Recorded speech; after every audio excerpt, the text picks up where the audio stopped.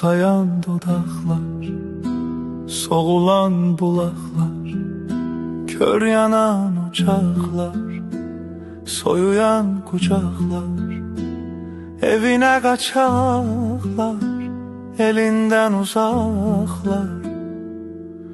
Səni axtarır, səni axtarır, səni axtarır.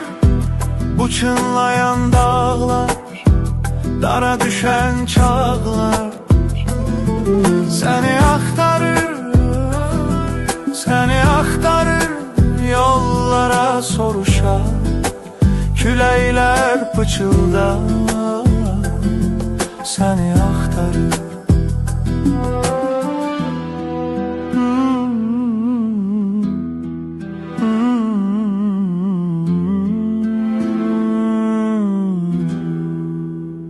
Yağmayan yağışlar, qeyb olan naxışlar, yol çəkən baxışlar, yol yoran yoxuşlar, boşalan kovuşlar, qəfəsdəki quşlar, səni axtarır, səni axtarır.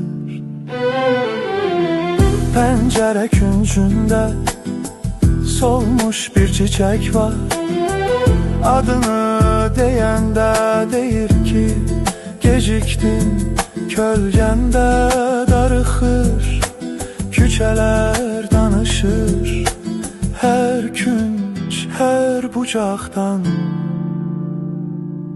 səni soruşur hamı.